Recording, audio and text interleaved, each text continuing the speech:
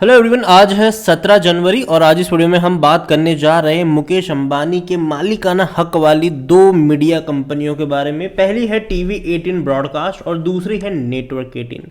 और दोनों के शेयर्स में अगर आज देखा जाए तो गिरावट है और ज़्यादातर गिरावट नेटवर्क 18 में है। दोनों के जो रिजल्ट्स है Q3 के वो सामने आए हैं और वीडियो में हम उसके बारे में डिस्कस भी करेंगे। लेकिन उससे पहले अगर आपने अभी तक चैनल को सब्सक्राइब नहीं किया है तो प्लीज़ अभी इसे सब्सक्राइब कर लीजिए, क्योंकि आगे भी बहुत सारे वीडियोस हैं जो आपको काफ़ी ज़्यादा हेल्प करेंगे। तो पहले बात करते हैं हम टीवी 18 के साथ। 36 रुपये का शेयर है, 2% की गिरावट हमें यहाँ पर देखने को मिली है आज के दिन में, और एक महीने में ये 8% तक टूट चुका है। हालांकि गिरावट इससे ज़्यादा की थी, 34 रुपये तक टूट गया था जब बाजार में बहुत बड़ी गिरावट आई थी, लेकिन दोबारा बाउंस बैक कर गया। लेकिन दोबारा पिछले कुछ दिनों से लगातार ही नीचे की तरफ जा रहा है। उसी तरीके से नेटवर्क 18 की भी अगर हम बात करें तो 3% की आज गिरावट है यहाँ पर, और पिछले एक महीने में देखा जाए तो यहाँ पर 10.5% की गिरावट है। हालांकि ये उससे ज़्यादा टूट गया था, 60 रुपये तक गया था, ये वापस बाउंस बैक कर गया, वापस अब ये टूटना शुरू हो रहा है। और दोनों के ही नतीजे सामने आए हैं तो उसके बारे में भी हम बातचीत करेंगे। तो सबसे पहले चलिए हम बातचीत करते हैं नेटवर्क 18 के साथ। तो नेटवर्क 18 के Q3 के जो रिजल्ट्स आए हैं उसमें इनको लॉस हुआ है। लॉस होने का सबसे पहला रीज़न है खर्चे।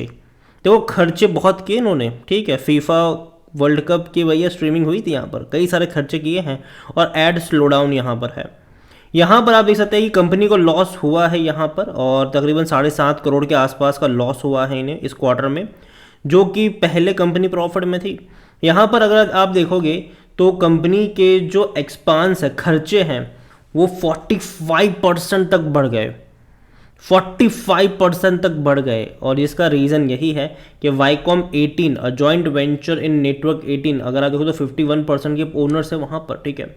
और यहाँ पर हुआ क्या कि जो न्यूज़ शोज वगैरह है, मूवीज़ है, स्पोर्ट्स प्रोग्रामिंग है, कई सारे इन्होंने वहाँ पर खर्चे किए हैं। और सबसे बड़ा खर्चा यहाँ पर Viacom 18 home to FIFA World Cup 2022 streaming in India, also launch sports channel and ahead of the liquidated Indian Premier League cricket tournament. IPL के भी भैया राइट्स इन्हीं के पास है, for which its own digital streaming rights. तो यहाँ पर खर्चे बहुत ज़्यादा थे इनके, हालांकि उस खर्चे का इनको फायदा भी हुआ। अब देखिए, network 18 said that the investment paid off as is viewership shares in the entertainment business rose 50 basis point, और यहाँ पर 10.50 के आसपास गया है। और रेवेन्यू भी अगर आप देखोगे तो वो भी तकरीबन 12% का बढ़, देखो इनके रेवेन्यू बढ़े ज़रूर हैं, ठीक है, लेकिन खर्चे भी उतने ज़्यादा हो गए हैं। हाउएवर ग्रोथ जो है वो उतना ज़्यादा नहीं रहा, खास करके एडवर्टीजमेंट रेवेन्यू जो है वो उतना ज़्यादा यहाँ पर नहीं रहा। और बिजनेसेस इंक्लूडिंग अगर आप देखो तो startups and online brands kept lead, यहाँ पर मार्केटिंग बजट जो है वो कट किए थे क्योंकि हालात उतने अच्छे थे नहीं, ठीक है। तो कई सारे स्टार्टअप्स ने अपने मार्केटिंग बजट को कट किया था, इसकी वजह से इनका जो एडवर्टीजमेंट रेवेन्यू था वो अफेक्ट हुआ था यहाँ पर। और इसके अलावा कई बड़ी कंपटीशन है यहाँ पर। Video streaming companies YouTube and Netflix इनके सीधे सीधे कंपटीटर है, क्योंकि अभी भैया हो क्या रहा है ना, पता है, अभी मूवीज़ में ना लोग उतना ज़्यादा जा नहीं रहे हैं। नेटफ्लिक्स हो गया, अमेजॉन हो गया, देखो वाईकॉम 18 क्या है भैया, वो फिल्म प्रोड्यूस भी करता है भाई साहब, ठीक है। तो दिक्कत यहाँ पर ये भी है कि खर्चे हुए, अब वो उनके कन्वर्ट नहीं हो पाए, तो ये कंसर्न यहाँ पर ज़रूर रहा। और इसीलिए नेटवर्क 18 का अगर आप यहाँ पर रिजल्ट्स अगर मैं आपको दिखाने की कोशिश करूँ तो इनका रेवेन्यू 1850 करोड़ रहा, ठीक है, जो कि बहुत अच्छा है, क्योंकि इससे पहले 1545 करोड़ का था। तो उसके मुकाबले 20% जंप आया है इनके रेवेन्यू में, लेकिन लॉस में रहा ये, तकरीबन 7.5-8 करोड़ का लॉस हुआ इन्हें। हालांकि जो पिछले साल इसी क्वार्टर में 97 करोड़ का प्रॉफिट भी था इनको, ठीक है। हालांकि पिछले क्वार्टर में 36 करोड़ का लॉस था, तो उसके मुकाबले लॉस थोड़ा सा कम ज़रूर हुआ है। उम्मीद करेंगे कि ये और बेहतर हो इनके लिए आने वाले दौर में। लेकिन प्रमोटर की 75% की होल्डिंग है, 5.41% एफआईएल्स के पास देखने को मिल रहा है। हालांकि ये अभी भी सितंबर क्वार्टर का ही शेयर होल्डिंग पैटर्न है, जैसे ही कोई लेटेस्ट पैटर्न आएगा डेफिनेटली हम उसके बारे में बातचीत भी करेंगे। नेटवर्क 18 में देखा जाए तो आज वॉल्यूम कुछ खास नहीं थे, सिर्फ 17 लाख का वॉल्यूम नज़र आया। बहुत कम वॉल्यूम्स मैं कहूँगा यहाँ पर कि आज देखने को मिले नेटवर्क 18 में।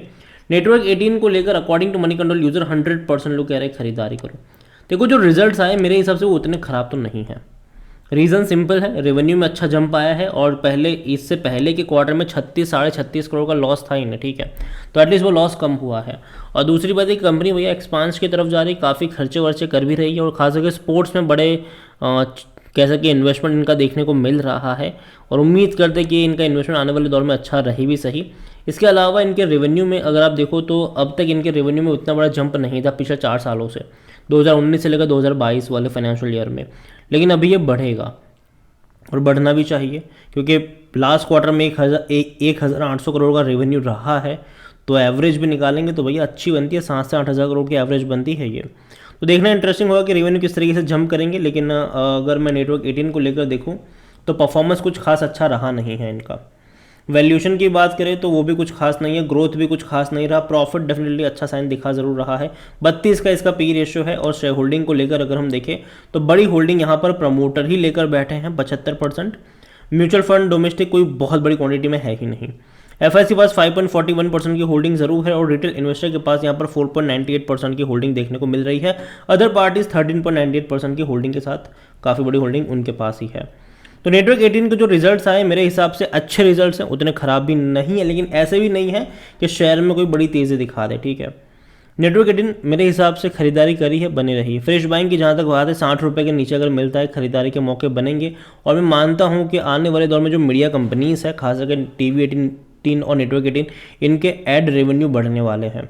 रीज़न सिंपल है, 2024 लोकसभा इलेक्शन आने वाला है। इसके अलावा अभी कुछ महीने मंदी के रहने वाले हैं जहाँ पे बड़े स्टार्टअप्स ज़्यादा पैसा खर्च नहीं करेंगे। ठीक है, क्योंकि ले ऑफ वगैरह हो रहे हैं तो भैया लोग अपने खर्चे को कम करने की कोशिश कर रहे हैं। लेकिन एकदम से खर्चे बढ़ते नज़र आएंगे आपको कब? मार्च अप्रैल के बाद। मार्च अप्रैल के बाद डेफिनेटली बड़े बड़े स्टार्टअप जो है, बड़ी बड़ी कंपनियां जो है, वो जैसे जैसे ये जो हीट है थोड़ी सी कम होगी, वो खर्चे करना शुरू करेगी। और भैया लोकसभा इलेक्शन भी आ ही रहा है तो उसके भी अलग से हर पॉलिटिकल पार्टी बड़े पैमाने पर अपना प्रचार शुरू कर देगी। तो कहीं ना कहीं फ़ायदा होगा, एड रेवेन्यू बढ़ेगा इनका। लेकिन एटलीस्ट मुझे लगता है कि जो Q4 रहेगा, अब इवन अगले क्वार्टर के भी जो रिजल्ट्स आएंगे वो कुछ खास अट्रैक्टिव नहीं होंगे। उसके बाद के रिजल्ट्स होंगे वो काफ़ी अच्छे हो सकते हैं। तो अभी 1-2 महीना थोड़ा सा ऊपर नीचे जा सकता है इनका, और यही वजह कि मैं कहूँगा कि थोड़े से गिरावट का वेट करना चाहिए। इसके अलावा TV 18 की अगर हम बात करें तो इनके रिजल्ट अच्छे हैं। यहाँ पर ये प्रॉफिट में है, 41 करोड़ का मुनाफा कमाया इसने। हालांकि पिछले साल के 200 करोड़ के मुकाबले बहुत कम है, लेकिन पिछले क्वार्टर में सिर्फ 5.5 करोड़ का ही प्रॉफिट था, तो उसके मुकाबले तो बहुत अच्छा प्रॉफिट है इनका। ठीक है, इवन रेवेन्यू भी बढ़े हैं, 1,765 करोड़ के रेवेन्यू रहे हैं, तकरीबन 20% जंप इनके रेवेन्यू में आया है। तो ये एक अच्छी बात है। TV 18 के रिजल्ट्स मेरे हिसाब से अच्छे रहे, उतने खराब नहीं है ये। और जहाँ तक बात करें TV 18 की, तो इनके वॉल्यूम्स भी आज बहुत अच्छे रहे, तकरीबन 75 लाख के आसपास के रेवेन्यू है, सॉरी वॉल्यूम्स हैं, जो कि काफ़ी अच्छे हैं। इतना ही नहीं, कंपनी में according to Moneycontrol user 16% लोग कह रहे हैं कि भैया बेचो और भाग जाओ, बाकी हर कोई कह रहा है खरीदो, खरीदारी करी है तो बने रहो। इनके भी रेवेन्यू अगर आप देखो तो कोई उतना बड़े जंप देखने को नहीं मिला है पिछले 4 सालों में। देखो ये TV 18 और नेटवर्क 18 दोनों ही रेवेन्यू के मामले में एक दूसरे के भाई है। ठीक है, सेम तरीके का पैटर्न आपको देखने को मिल सकता है यहाँ पर भी। लेकिन उम्मीद करेंगे कि इनका भी बढ़ेगा आपको रेवेन्यू, क्योंकि अभी अगर हम देखें तो लास्ट क्वार्टर में अच्छा रेवेन्यू कमाया है और आगे भी वो देखने को मिलेगा आपको। TV 18 ब्रॉडकास्ट परफॉर्मेंस इसका भी कुछ खास अच्छा नहीं रहा है, वैल्यूएशन भी कुछ खास अच्छा नहीं रहा है, एवरेज कह सकते हो आप इसको। लेकिन प्रॉफिट इनका है और पी रेशियो इसका 10 का है, जो कि काफ़ी सस्ता कह सकते हो आप यहाँ पर। शेयर होल्डिंग में अगर हम देखें तो शेयर होल्डिंग में जो प्रमोटर की होल्डिंग है वो 60.40% की है। यहाँ पर भी म्यूचुअल फंड म्यूचुअल फंड और डोमेस्टिक कोई बहुत बड़ी क्वांटिटी में नहीं है, लेकिन एफआईज यहाँ पर भी अच्छी खासी क्वांटिटी में है, 9.85%। रिटेल के पास देखा जाए तो 16.41% की होल्डिंग है, अदर पार्टी से बस 11.73% की होल्डिंग देखने को मिल रही है। ओवरऑल TV 18 ब्रॉडकास्ट में भी मैं कहूँगा कि रिजल्ट्स अच्छे हैं, उतने खराब नहीं हैं। लेकिन जैसे कि मैंने कहा कि जनवरी, फरवरी, मार्च, ये 3 महीने थोड़े से ऊपर नीचे होंगे बाजार में, और ऐसे में थोड़ी सी गिरावट भी आप एक्सपेक्ट कर सकते हो। लेकिन इसी गिरावट में खरीदारी के मौके बनेंगे। जो एड रेवेन्यू है उसमें बढ़ोतरी जो है वो आपको मई जून से देखने को मिल जाएगी। तो यही कहूँगा आपसे, थोड़ा सा इंतजार करिए। 35 रुपये के नीचे अगर जाता है, 30 से 35 का जो रेंज होगा TV 18 ब्रॉडकास्ट में, वो खरीदारी का रेंज होगा। बाकी मर्जी आपकी है। वीडियो को यहीं पे एंड करूँगा। पसंद आया हो तो लाइक करो, शेयर करो। चैनल पर अगर पहले बाहर हैं तो प्लीज़ सब्सक्राइब करें। और दोनों में से कौन सी कंपनी आपको पसंद है वो भी आप मुझे कमेंट में लिख कर बता सकते हैं। Thank you.